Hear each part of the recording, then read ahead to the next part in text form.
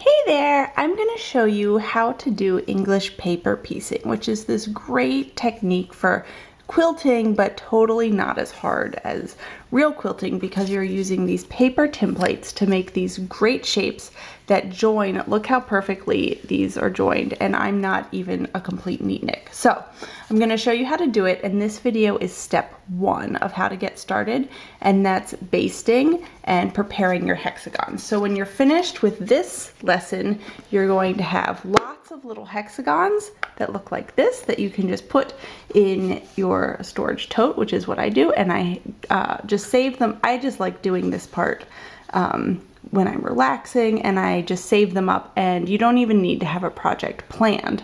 You can just put them in a pretty box and do them later.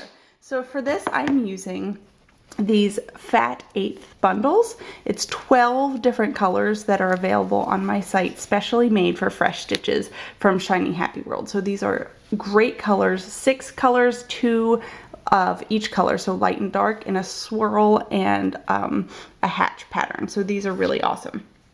And the kit I have also comes with some hexagons. You can order them online. If you aren't getting my kit, you can punch them yourself with a hexagon paper punch, or you can just trace them and punch them. So that's what I have, and I also have some fabric. So the basting step is super easy. I'm gonna take a glue stick, just a normal glue stick. This is washable, so I guess that's pretty good because you wouldn't want a big gloop of glue on your fabric. Take the cap off, and I just put like a super tiny dot. I'm using Disappearing Purple. It's going to become clear when it dries.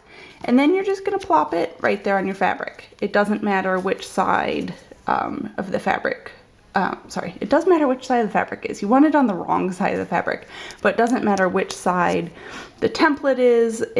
You're gonna take it out later. And then what you do is you just cut around the template.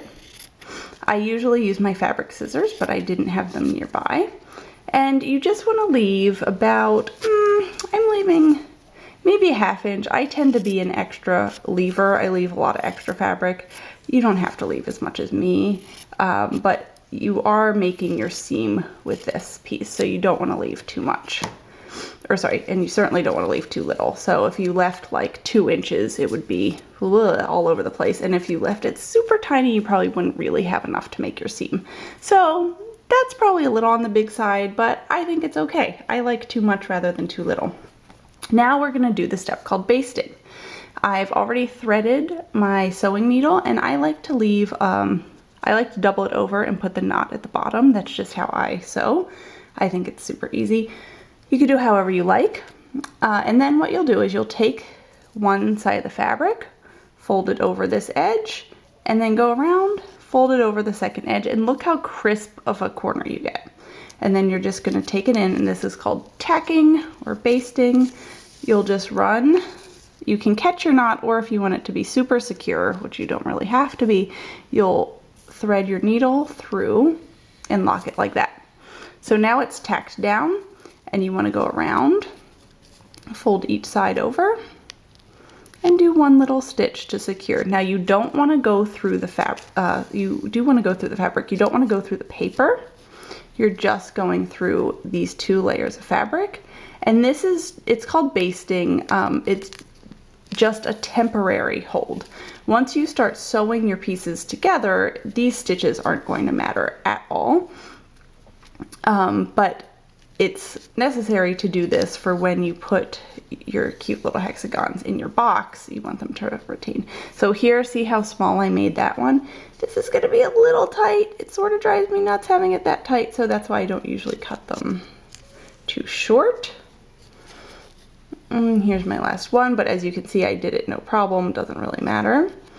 And I go to the end. I tie a knot at the end just because I don't know how long it's going to be before I get around to using them. So I just go ahead, see I have this loop, I draw it through the loop, tug, tug, tug, and now I cut it. And there's my hexagon. I would do a bunch of these up and then go around with my iron and press them. I'll show you what they look like when they're done again. just so you can see. So when they're nice and pressed, they're super crisp, and you can see the stitches are just left in place on the back.